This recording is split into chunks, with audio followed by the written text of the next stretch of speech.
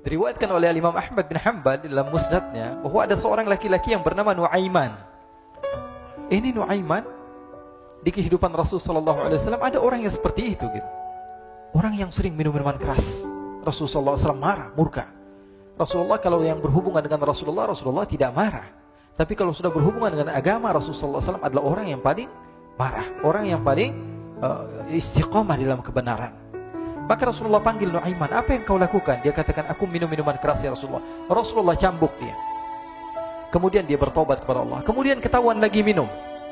Kemudian dicambuk lagi oleh Rasulullah SAW. Sehingga sebagian sahabat memukul dia dengan pukulan yang banyak. Sehingga apa yang berlaku? Sebagian sahabat mengatakan, la'natullahi ala Nuaiman. Semoga Allah melaknat Nuaiman. Dia mempermainkan Rasulullah. Dia bilang sudah mau taubat tapi minum lagi. Dia bilang sudah mau taubat tapi minum lagi. Maka Rasulullah SAW mengatakan, la tal'anuh fa innahu yuhibbullah wa rasulah. Kata Rasulullah, jangan kamu laknat Nuaiman, karena dia itu cinta sama Allah, cinta sama Rasulnya. Dalam riwayat dia dicintai Allah dan dicintai oleh Rasulnya Muhammad sallallahu alaihi wasallam. Ibn Majah menceritakan bahwa Nuaiman ini pernah suatu waktu diajak oleh Sayyidina Abu Bakar pergi ke negeri Syam. Negeri Syam itu di mana?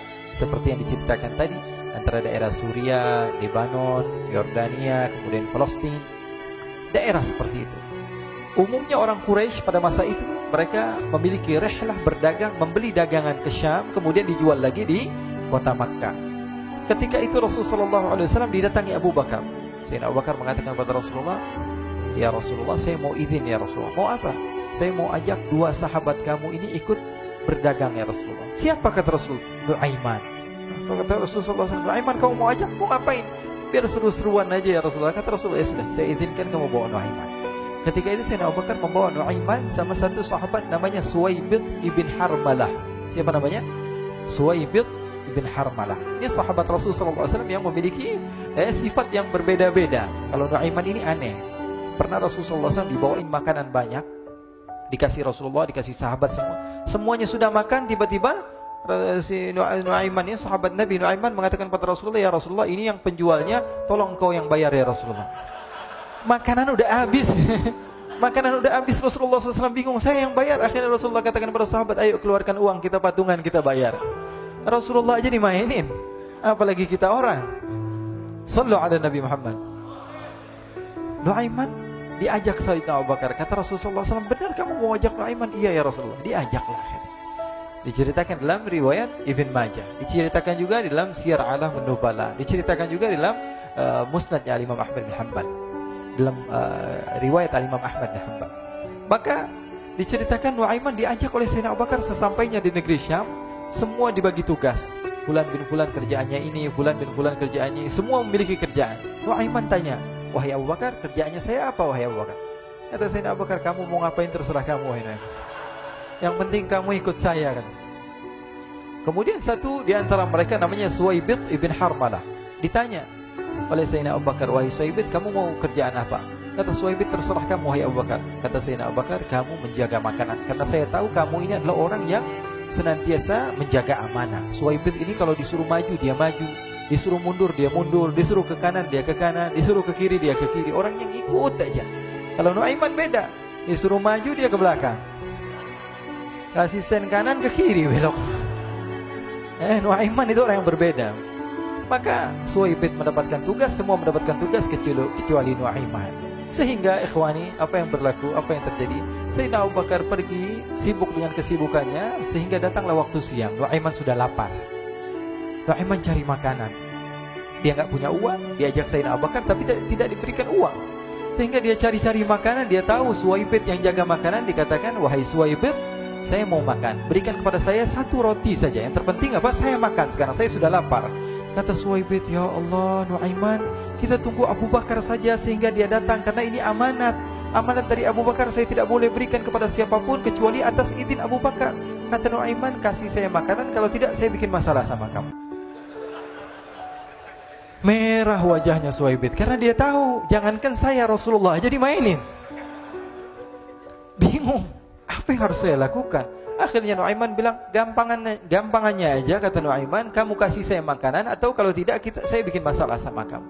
Bingung Suhaib pikir panjang. Setelah itu dia katakan, ya sudah Nuaiman, saya tetap mau jaga amanah Abu Bakar, karena saya takut ini adalah perintahnya Allah, perintahnya Rasulullah SAW, dan perintah daripada Abu Bakar, sahabatnya Nabi. Kata Nuaiman, kalau memang begitu kamu maunya, ya sudah, berarti kamu ngajakin berantem sama saya. Nuaiman pergi ke pasar. Dia cari-cari tempat penjualan hamba sahaya. Dia lihat-lihat beberapa hamba sahaya. Ini berapa harganya? Ini katanya 10 qalanis. Ini berapa? Ini harganya, hitungan orang zaman dahulu. Kita sih hitung seperti dirham, berapa ratus dirham gitu. 200 dirham. Yang ini berapa? 300 dirham. Yang ini berapa harga hamba sahaya? 300 dirham. Harganya antara 300, 200 sampai 100. Kemudian Nuaiman mengatakan kepada penjual hamba sahaya tersebut, saya punya juga hamba sahaya, tapi saya jual cuma 20 dirham saja, murah. Apa benar ada hamba saya harganya segitu? Iya, karena dia punya aib, ada kekurangan. Apa? Nanti kalau kalian tangkap, dia bakalan teriak, saya ini bukan hamba sahaya, tapi orang merdeka. Akhirnya semua orang berkumpul mau beli. Ini Nuaiman sama Nuaiman diajak ke Suhaib bin Harmalah tadi. Kata Nuaiman, itu ada orang yang berdiri sedang menjaga makanan, itu hamba sahaya saya, tangkap saja. Oh baik. Diberikan uang 20 dirham, dimasukkan oleh Nuaiman ke kantongnya, kemudian Suhaib ditangkap. Ketika ditangkap, Suhaib teriak, saya bukan hamba saya orang merdeka. Maka orang-orang tersebut mengatakan, saya sudah tahu kekurangan kamu. Ini memang kekurangan kamu, memang kamu, tapi saya tidak perlu dengan bacot kamu, yang penting kerjanya kamu gitu. Ya kan hamba saya untuk apa? Untuk kerja. Mau dia ngomong apa, mau ngomel terserah, yang penting dia mau kerja. Akhirnya ditangkaplah Suhaib dan dijual di pasar. Nuaiman punya uang banyak ini. Dia beli makanan, dia beli minuman, dia beli hadiah buat Rasulullah. Dia beli macam-macam di negeri Syam ini. Waktu itu adalah superpower, adidaya, Romawi. Pada masa itu semua barang mahal, tapi Nuaiman banyak uangnya. Dia belanja ini, belanja itu, sehingga Sayyidina Abu Bakar pun pulang. Ketika Sayyidina Abu Bakar pulang, Sayyidina Abu Bakar cari, mana ini Suhaib? Kita semua sudah lapar. Kata Nuaiman dengan mudahnya dia mengatakan, sudah saya jual wahai Abu Bakar. Maka Sayyidina Abu Bakar bertanya, apa yang kau lakukan wahai Nuaiman? Diceritakan oleh Nuaiman dengan jujur. Nuaiman ini orangnya apa adanya, tapi nyusahin. Saya jual. Akhirnya dibawa oleh Nuaiman, Sayyidina Abu Bakar pergi ke mana? Ke pasar, lalu dibeli lagi oleh Sayyidina Abu Bakar As-Siddiq. Suhaib yang tadinya orang merdeka menjadi hamba sahaya sebentar, kemudian dibeli lagi oleh Sayyidina Abu Bakar. Pulang ke Madinah, kisah ini diceritakan di hadapan Rasulullah SAW. Maka perawi mengatakan, fadhahikan nabiyyu hatta badat nawajidhuhu. Ketika diceritakan kisah Nuaiman tersebut dengan Suhaib, Rasulullah tertawa sejadi-jadinya, sehingga gigi geraham Rasulullah SAW nampak di wajah mata para sahabat. Sehingga perawi lain mengatakan, 1 tahun berlalu Rasulullah, setiap ada tamu yang datang pada Rasulullah, Rasulullah akan ceritakan kisah Nuaiman menjual Suhaib tersebut. Jadi ada ikhwani, jangan kalian kira Rasulullah SAW itu hidup di satu masa sahabat-sahabatnya itu seperti ustadz-ustadz yang khusyuk, yang kayak Habib bin Anis ini banyak. Bahkan ikhwani, mungkin di akhir karena masanya sudah habis, pernah suatu waktu Rasulullah SAW didatangi asyraf, delegasi dari beberapa negara yang ingin mengenal apa itu agama Islam.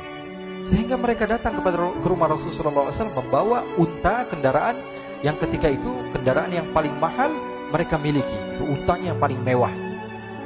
Diikat di depan rumah Rasulullah SAW. Tamunya pun masuk, duduk bersama Rasulullah SAW. Di depan rumah Rasulullah SAW ada beberapa sahabat. Ada Sayyiduna Hamzah. Kalian tahu Sayyidina Hamzah adalah orang yang pemberani. Ada Sayyiduna Umar. Kalian tahu Sayyidina Umar adalah orang yang pemberani. Ada Sayyiduna Ali bin Abi Thalib. Ada Sayyiduna Sa'ad bin Abi Waqqas. 4 sahabat ini lagi nongkrong gitu depan rumahnya Rasulullah SAW, berjaga sebelum Allah Subhanahu wa taala turunkan ayat wallahu ya'simuka minan nas. Ketika mereka sedang asyik duduk, tiba-tiba Nuaiman datang. Ini Nuaiman kalau datang pasti bikin sesuatu yang aneh. Bahkan dikatakan tidaklah Rasulullah SAW dalam keadaan bersedih, kecuali Nuaiman datang Rasulullah akan tersenyum. Jadi sebagian sahabat itu senang kalau sudah Nuaiman datang, pasti Rasulullah bahagia. Tapi ketika itu Nuaiman datang, ingin duduk bareng-bareng Sayyidina Hamzah. Sayyidina Hamzah katakan kepada Nuaiman, bercanda begitu. Nuaiman, kamu lihat unta orang datang dari luar Arab ini. Lihat, kata Nuaiman, ini besar banget ini, badannya besar gitu. Dagingnya pasti banyak. Iya nih, kalau kita sate enak nih ntar malam. Kata Nuaiman. Kata Sayyidina Hamzah, apakah kamu berani? Kata Nuaiman, saya berani aja asal kalian gak bilang sama Rasulullah. Kata Sayyidina Hamzah, benar wahai Nuaiman, benar. Akhirnya Sayyidina Hamzah lupa masalah itu, cuma bercanda-bercanda saja. Sayyidina Hamzah lagi asik sama Sayyidina Umar, Sayyidina Ali. Tiba-tiba apa? Ternyata ketika dia melihat unta tersebut sudah pisah antara kepala sama badannya. Nuaiman mengatakan, wahai Hamzah, ini unta saya sudah potong, saya mau pergi sebentar. Kalau Rasulullah cari saya, tolong jangan beritahu di mana saya. Nanti kalau keadaan sudah aman, mari kita nyate bareng-barengan. Ini ada yang seperti itu di zaman Rasulullah SAW. Maka dia pun berlari dan berlari mencari satu tempat supaya Rasulullah SAW dia selamat daripada Rasulullah SAW. Sehingga Sayyidina Hamzah bingung, ini kalau Rasulullah keluar gimana? Ada Hamzah Asadullah, ada Ali bin Abi Thalib, ada Umar, gak bisa jaga kendaraannya, tamunya Rasulullah Sallallahu Alaihi Wasallam. Akhirnya benar apa yang terjadi, ikhwani. Rasulullah SAW tamunya mau pulang. Ketika dia buka pintu tamu melihat apa? Untanya sudah begitu. Mereka teriak, wa naqatah, unta kami wahai Muhammad. Baru mau kenal Islam, unta kami, kendaraan kami sudah dibuang. Rasulullah SAW lihat Sayyidina Hamzah, lihat Sayyidina Ali. Mereka gak bisa ngomong, mereka hanya bilang apa? Nuaiman ya Rasulullah. Rasulullah perintahkan Sayyidina Umar, wahai Umar, sekarang kamu ambil uang, kemudian kamu gantikan, kemudian kamu berikan 2 kali lipat daripada harta unta ini, sehingga apa? Agama Islam tidak didengar dengan sesuatu yang tidak baik di luar sana. Akhirnya diberikan harta, diberikan unta yang baru dan diberikan harta yang lebih untuk orang tersebut, sehingga orang tersebut tidak menjelek-jelekan agama Islam. Kata Rasulullah SAW, dan sekarang waktunya kita balas dendam sama Nuaiman. Nuaiman ternyata berlari tempat yang jauh sampai hampir keluar dari kota Madinah. Dia dapatkan seorang sahabat Nabi yang hadir juga dalam peperangan Badar, namanya Al-Miqdad bin Al-Aswad. Siapa namanya? Al-Miqdad bin Al-Aswad ketika itu sedang menggali sumur. Ketika sedang menggali sumur, Nuaiman datang. Nuaiman katakan kepada Miqdad, wahai Miqdad, wahai sahabat Rasul, kamu orang yang hadir dalam peperangan Badar, kamu adalah orang yang hebat. Dipuji-puji sama Nuaiman. Ada maunya ini. Akhirnya dia bilang, wahai Miqdad, tolong saya. Kenapa wahai Nuaiman? Kamu ini kekasihnya Rasulullah, orang yang disayang sama Rasulullah. Kenapa? Saya ini sedang dikejar-kejar orang jahat. Tolong selamatkan saya. Saya pengen masuk ke dalam sumur, boleh atau tidak? Kata Miqdad, siapa yang mengejar kamu? Pokoknya saya dikejar sama orang-orang. Kamu mau atau tidak selamatkan saya?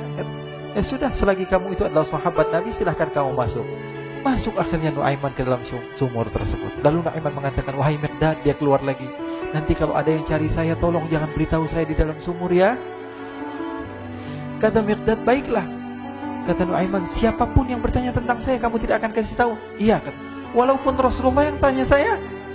Katanya, enggak mungkin Rasulullah datang ke tempat sejauh ini. Iya, walaupun Rasulullah. Akhirnya masuk Nuaiman. Setelah beberapa menit Rasulullah dan rombongan benar datang. Miqdad bingung ini. Ini kenapa Rasulullah datang ke RW kami ini? Ada apa yang Rasulullah sampai sejauh ini? Ditanya, ya Rasulullah, ada apa ya Rasulullah? Kata Rasulullah, saya cari Nuaiman. Di mana Nuaiman? Innalillah, kata Miqdad. Enggak dijawab ini Rasulullah. Kalau dijawab saya ingkar janji. Akhirnya apa dia katakan? Wahai Rasulullah, mata saya tidak memandang kepada Nuaiman, tapi tangannya nunjuk ke dalam sumur. Sahabat. Apa dia bilang? Mata saya tidak melihat kepada Nuaiman, tapi tangannya nunjuk ke sumur. Akhirnya dibuka sama Rasulullah, Nuaiman muncul. Kata Rasulullah, Nuaiman, kamu bikin malu saya, wahai Nuaiman. Ya Rasulullah, yang bersalah bukan saya, tapi orang yang mencari saya bersama kamu ya Rasulullah. Akhirnya Rasulullah nengok siapa, ternyata Nuaiman sudah lari kabur. Sallu ala Nabi Muhammad. Kisah-kisah seperti ini sebenarnya banyak sekali ya. Ini menunjukkan kepada kita bahwa kehidupan Rasulullah itu begitu indah. Rasulullah SAW, kalau kamu mau menjadi orang yang baik, contoh Rasulullah. Mau menjadi bapak yang baik, contoh Rasulullah. Mau menjadi pemimpin peperangan yang baik, Rasulullah. Mau menjadi murid yang terbaik, contoh Rasulullah. Bagaimana akhlak Rasulullah. Mau menjadi suami yang baik, contoh Rasulullah. Dalam segala hal, apapun itu, Rasulullah SAW adalah makhluk yang paling terbaik.